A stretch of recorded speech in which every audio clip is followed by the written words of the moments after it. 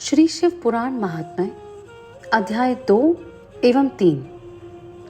चंचुला की प्रार्थना से ब्राह्मण का उसे पूरा शिव पुराण सुनाना और समय अनुसार शरीर छोड़कर शिवलोक में जा चंचुला का पार्वती जी की सखी एवं सुखी होना। ब्राह्मण बोले, नारी, सौभाग्य की बात है कि भगवान शंकर की कृपा से शिव पुराण की इस वैराग युक्त कथा को सुनकर तुम्हें समय पर चेत हो गया है। ब्राह्मण पत्नी, तुम डरो मत, भगवान शिव की शरण में जाओ। शिव की कृपा से सारा पाप तत्काल नष्ट हो जाता है। मैं तुमसे भगवान शिव की कीर्ति कथा से युक्त उस परम वस्तु का वर्णन करूंगा जिससे तुम्हें सदा सुख देने वाली उत्तम गति प्राप्त होगी। शिव की उत्तम कथा सुनने से ही तुम्हारी बुद्धि इस तरह पश्चाताप से युक्त एवं शुद्ध हो गई है, साथ ही तुम्हारे मन में विषयों के प्रति वैराग्य हो गया है। पश्चाताप ही पाप करने वाले पापियों के लिए सबसे बड़ा प्रायश्चित है। सत्पुरुषों ने सबके लिए पश्चाताप को ही समस्त पापों का शोधक बताया है।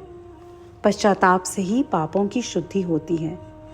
जो पश्चाताप करता है वही वास्तव में पापों का प्रायश्चित करता है, क्योंकि सत्य पुरुषों ने समस्त पापों की शुद्धि के लिए जैसे प्रायश्चित का उपदेश किया है वह सब पश्चाताप से संपन्न हो जाता है। जो पुरुष विधि पूर्वक प्रायश्चित करके निर्भय हो जाता है पर अपने कुकर्म के लिए पश्चाताप नहीं करता, उसे प्रायः उत्तम गति प्राप्त नहीं होती। परंतु जिसे अपने कुकृत्य पर हार्दिक पश्चाताप होता है वह अवश्य उत्तम गति का भागी होता है, इसमें संशय नहीं है। इस शिव पुराण की कथा सुनने से जैसे चित्त शुद्धि होती है वैसी दूसरे उपायों से नहीं होती। जैसे दर्पण साफ करने पर निर्मल हो जाता है, उसी प्रकार इस शिव पुराण की कथा से चित्त अत्यंत शुद्ध हो जाता है, इसमें संशय नहीं है। मनुष्यों के शुद्ध चित्त में जगदम्बा पार्वती सहित भगवान शिव विराजमान रहते हैं। इससे वह विशुद्धात्मा पुरुष श्री सांब सदा शिव के पद को प्राप्त होता है। इस उत्तम कथा का श्रवण समस्त मनुष्यों के लिए कल्याण का बीज है। अतः यथोचित शास्त्रोक्त मार्ग से इसकी आराधना अथवा सेवा करनी चाहिए।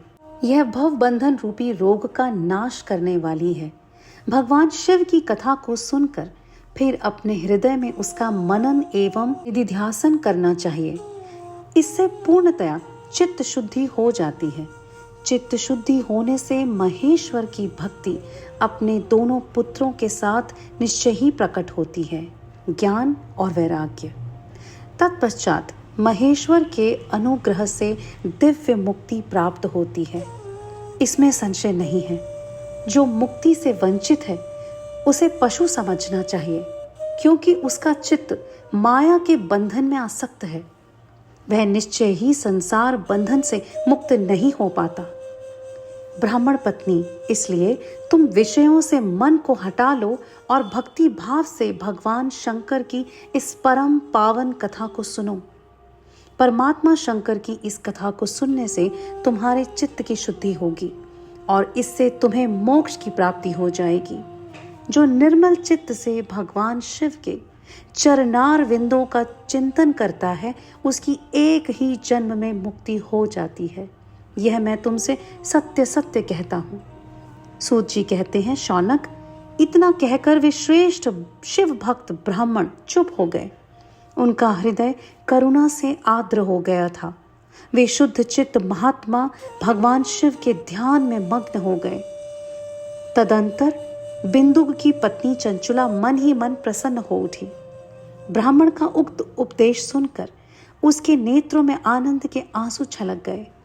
वह ब्राह्मण पत्नी चंचुला हर्ष भरे हृदय से उन श्रेष्ठ ब्राह्मण के दोनों चरणों में गिर पड़ी और हाथ जोड़कर बोली, मैं कृतार्थ हो गई। तत्पश्चात उठकर वैराग्य युक्त उत्तम बुद्धि वाली वह स्त्री जो अपने पापों के कारण आतंकित थी, उन महान शिव भक्त ब्राह्मण से हाथ जोड़कर गद वाणी में बोली, ब्राह्मण, शिव भक्तों में श्रेष्ठ स्वामिन आप धन्य हैं। परमार्थदर्शी हैं और सदा परोपकार में लगे रहते हैं। इसलिए श्रेष्ठ साधु पुरुषों में प्रशंसा के योग्य हैं। साधो, मैं नरक के समुद्र में गिर रही हूँ, आप मेरा उद्धार कीजिए, उद्धार कीजिए। पौराणिक अर्थ तत्व से संपन्न जिस सुंदर शिव पुराण की कथा को सुनकर मेरे मन में संपूर्ण विषयों से वैराग्य उत्पन्न हो गया, उसी इस शिव पुराण को सुनने के लिए इस समय मेरे मन में बड़ी श्रद्धा उत्पन्न हो रही है। सूत जी कहते हैं, ऐसा कहकर हाथ जोड़ उनका अनुग्रह पाकर चंचुला उस शिव पुराण की कथा को सुनने की इच्छा मन में लिए उन ब्राह्मण देवता की सेवा में तत्पर हो वहां रहने लगी। तदंतर शिव भक्तों में श्रेष्ठ और शुद्ध बुद्धि वाले उन ब्राह्मण देव ने उसी स्थान पर उस स्त्री को शिव पुराण की उत्तम कथा सुनाई। इस प्रकार उस गोकर्ण नामक महाक्षेत्र में उन्हीं श्रेष्ठ ब्राह्मण से उसने शिव पुराण की वह परम उत्तम कथा सुनी, जो भक्ति, ज्ञान और वैराग्य को बढ़ाने वाली तथा मुक्ति देने वाली है। उस परम उत्तम कथा को सुनकर वह ब्राह्मण पत्नी अत्यंत कृतार्थ हो गई। उसका चित्त शीघ्र ही शुद्ध हो गया। फिर भगवान शिव के अनुग्रह से उसके हृदय में शिव के सगुण रूप का चिंतन होने लगा। इस प्रकार उसने भगवान शिव में लगे रहने वाली उत्तम बुद्धि पाकर शिव के सच्चिदानंदमय रूप का बारंबार चिंतन आरंभ किया। तत्पश्चात समय के पूरे होने पर भक्ति, ज्ञान और वैराग्य से युक्त हुई चंचुला ने अपने शरीर को बिना किसी कष्ट के त्याग दिया। इतने में ही त्रिपुर शत्रु भगवान शिव का भेजा हुआ एक दिव्य विमान द्रुत गति से वहां पहुंचा और उनके अपने गणों से संयुक्त और भांति भांति के शोभा साधनों से संपन्न था। चंचुला उस विमान पर आरूढ़ हुई और भगवान शिव के श्रेष्ठ पार्षदों ने उसे तत्काल शिवपुरी में पहुंचा दिया। उसके सारे मल धुल गए थे। वह दिव्य रूप धारिणी दिव्यांगना हो चुकी थी। उसके दिव्य अवयव उसकी शोभा बढ़ाते थे। मस्तक पर अर्धचंद्र का मुकुट धारण किए वह गौरांगी देवी शोभाशाली दिव्य आभूषणों से विभूषित थी। शिवपुरी में पहुंचकर उसने सनातन देवता त्रिनेत्रधारी महाशिव को देखा। सभी मुख्य देवता उनकी सेवा में खड़े थे। गणेश, भृंगी, नंदीश्वर तथा वीरभद्रेश्वर आदि उनकी सेवा में उत्तम भक्ति भाव से उपस्थित थे। उनकी अंग कांति करोड़ों सूर्यों के समान प्रकाशित हो रही थी। कंठ में नील चिन्ह शोभा पाता था। 5 मुख और प्रत्येक मुख में 3-3 नेत्र थे। मस्तक पर अर्धचंद्राकार मुकुट शोभा देता था। उन्होंने अपने वामांग भाग में गौरी देवी को बिठा रखा था, जो विद्युत पुंज के समान प्रकाशित थी। गौरीपति महादेव जी की कांति कपूर के समान गौर थी। उनका सारा शरीर श्वेत भस्म से भासित था। शरीर पर श्वेत वस्त्र शोभा पा रहे थे। इस प्रकार परम उज्जवल भगवान शंकर का दर्शन करके वह ब्राह्मण पत्नी चंचुला बहुत प्रसन्न हुई।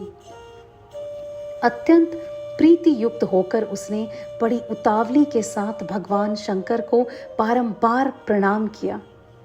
फिर हाथ जोड़कर वह बड़े प्रेम, आनंद और संतोष से युक्त हो विनीत भाव से खड़ी हो गई। उसके नेत्रों से आनंद अश्रुओं की अविरल धारा बहने लगी तथा संपूर्ण शरीर में रोमांच हो गया। उस समय भगवती पार्वती और भगवान शंकर ने उसे बड़ी करुणा के साथ अपने पास बुलाया और सौम्य दृष्टि से उसकी ओर देखा। पार्वती जी ने तो दिव्य रूप धारिणी बिंदुक प्रिया चंचुला को प्रेम पूर्वक अपनी सखी बना लिया। वह उस परमानंद घन ज्योति स्वरूप सनातन धाम में अविचल निवास पाकर दिव्य सौख्य से संपन्न हो अक्षय सुख का अनुभव करने लगी।